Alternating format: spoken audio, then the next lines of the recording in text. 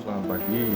Pada kesempatan kali ini saya akan memberikan satu pengalaman ya, menceritakan sharing pengalaman bahwa eh, kreativitas dan apa yang kita lakukan lewat produk-produk karya, lewat lukisan, sketsa, drawing itu punya hal yang tidak sekedar keindahan atau artistik. Tentunya ada dorongan lain dari dalam yang ingin kita sampaikan, walaupun itu pun menjadi satu tidak hanya dari dalam memang, tapi sekitar kita juga punya pengaruh yang cukup besar, mendorong kita untuk melakukan pekerjaan kreatif. Dan pada kesempatan kali ini saya berbagi pengalaman tentang saya sewaktu membuat satu sketsa di Kota Tua, dan diawali dengan ketertarikan saya di arsitektural, daun pintu, lubang angin, dan jendela yang kalau rumah itu seperti kebutuhan untuk utilitas ya. Rumah sebagai tubuh misalkan, itu seperti memberi ruang untuk nafas gitu, dan berinteraksi dengan lingkungan di luar rumah atau sebaliknya dari dalam rumah ke luar. Dan secara simbol-simbol itu memang menarik, dan saat saya menjalani itu saya menemukan keinginan yang lebih lagi untuk ingin mengenal Kota Tua. Jadi yang merupakan banyak bangunan-bangunan yang menjadi ikon-ikon sejarah gitu, seperti Tugu Merah, terus jembatan Kota Intan, kemudian juga Fathahillah sendiri, dan banyak lagi yang menjadi satu saksi sejarah di masa lalu. Nah, seperti Dasaat Musin, ada satu tempat untuk masalah ya, dan termasuk juga kantor pos di bilangan Kota Tua itu. Dan menarik banget, artistik, dan sangat merespon bagaimana bangunan modern merespon iklim tropis, yaitu dengan jendela yang sekarang sudah sangat jarang ya melihat lubang angin dibuat sangat bagus, artistik. Jendela dan pintu juga ada satu kombinasi antara jendela dan kerawangan besi yang tidak dibuat dengan konvensional, tapi ada desain di sana. Bukan produk massal lah gitu. Jadi bukan tralis pintunya itu benar-benar artistik gitu di sana. Dan banyak juga di daerah Bank Indonesia dan sekitarnya, termasuk Beos sampai ke arah Jakarta Pusat ya, itu masih meninggalkan banyak hal yang ikonik, ikon sejarah. Dan saya berpikir tentang bagaimana melihat masa depan kita dari sisi kesejarahan masa lalu, dan itu yang mendorong terus bahwa ada satu kemungkinan yang sangat menarik untuk ditelaah gitu. Saya melihat banyak hal bahwa ada kecenderungan daya tarik yang kuat terhadap sumber daya alam dan kemungkinan yang besar, potensi besar yang ada di negara kita. Dan waktu itu di zaman lampau sudah sangat menarik dunia luar, terutama Eropa yang beberapa kali Portugis, Inggris, Prancis, dan Belanda ya kalau nggak salah. Yang jelas kita tahu bahwa VOC selama 200 tahun berkuasa secara ekonomi di bumi Nusantara. Tidak semua sih, tapi mereka membuat koloni sentral di Batavia. Dan kalau kita membaca satu peristiwa-peristiwa yang ada seperti di setiap ikon gedung-gedung itu mempunyai satu referensi sejarah yang kuat gitu. Dan itu merupakan hal yang interesan atau menarik. Dan saya ada beberapa karya drawing yang saya buat lewat lubang angin, pintu, dan jendela itu di masa periode atau tahun 2006. Sudah cukup lama. Terus kemudian saya ulang lagi untuk membuat sketsa on the spot. Dan 2 tahun yang lalu lah ya, awal-awal pandemi, saya mencoba membuat sebuah catatan di atas kertas, pensil di atas kertas, sketsa dan drawing.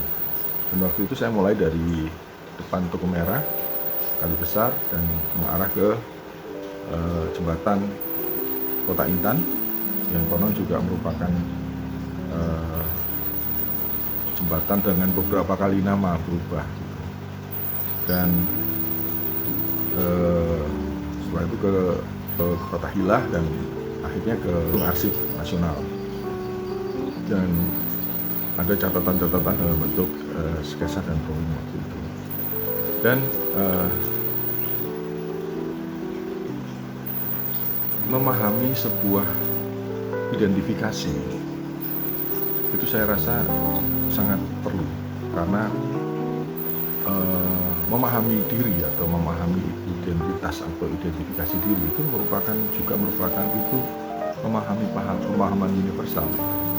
Saat kita melihat Candi Syukuh dengan beberapa ikon di belahan dunia lain yang terpisah antara waktu dan tempat, itu kita melihat satu kesamaan secara bentuk dan cara melakukan sebuah reaksi dari hal-hal yang menandakan sebuah kebudayaan gitu. Dan saat kita masuk memahami diri kita, siapa kita dan sebagainya, itu seperti membuka satu wawasan baru. Saya tidak menuntut satu persepsi bahwa out of the box juga merupakan salah satu alternatif cara untuk membuat sebuah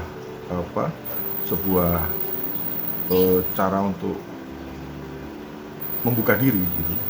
Tetapi masuk ke dalam diri adalah juga salah satu usaha untuk bisa menemukan pintu-pintu universal, pemahaman baru. Dan itu saya rasa penting untuk dari dalam diri ke pemahaman pemikiran yang lebih luas gitu. Dan ini kemampuan manusiawi sih, manusia yang kita dikasih karunia untuk bisa menemukan itu. Dan terkait dengan apa yang saya lakukan untuk karya saya yang tidak hanya drawing tapi juga karya-karya yang merespon satu pemikiran atau rasa, dan itu saya representasikan dalam kegiatan melukis bersama di Balai Budaya kemarin. Jadi waktu itu saya menangkap satu pemikiran bahwa kita ini memiliki satu potensi kekayaan alam yang besar, dan semua orang sudah tahu itu. Dan bagaimana melihat satu potensi, tidak hanya kekayaan bumi dan alam yang sudah Tuhan kasih lewat dimana ibu bumi itu selalu memberi dan kita dianugerahi satu pusaka yang luar biasa. Namun saya melihat satu perbedaan yang juga dimiliki oleh bangsa Indonesia, dan keragaman ini sesuatu keniscayaan yang tidak bisa ditolak, dan itu secara positif akan menjadi satu pemahaman yang bisa memberikan pemikiran bahwa semakin kita menyadari perbedaan, itu ada dinamisasi atau hal-hal dinamis yang muncul, dan nilai-nilai ini yang akhirnya membuat satu juga merupakan potensi energi yang sangat dibutuhkan di masa-masa yang akan datang, dengan kekayaan alam yang ada, terus potensi pemikiran yang sangat beragam, dan tentunya urgensinya adalah keseimbangan. Bagaimana semuanya bisa berimbang dan saling mendukung gitu. Yang istilahnya yang kurang diisi dan yang lebih memberi.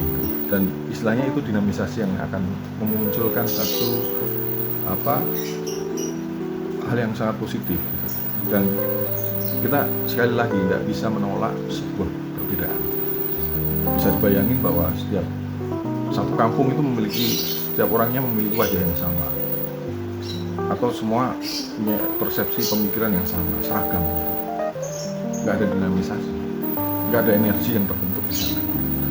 Dan pengelolaan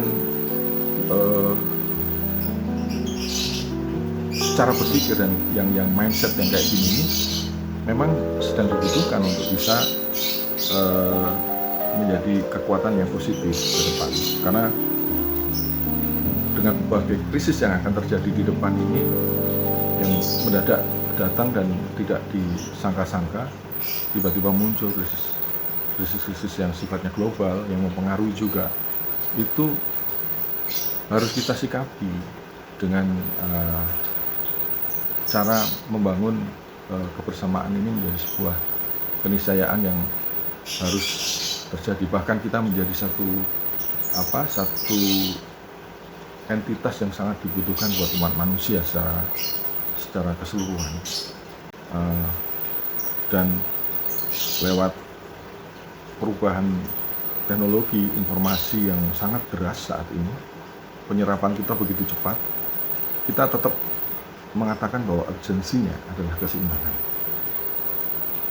Dan lewat karya ini yang saya beri judul Bumi yang Memberi, ini semoga memberikan satu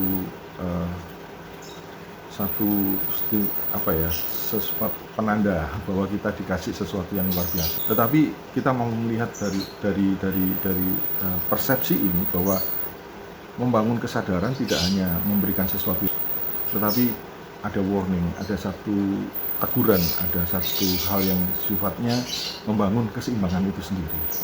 Terima kasih, selamat pagi dan salam kreatif, semangat selalu, salam sehat selalu.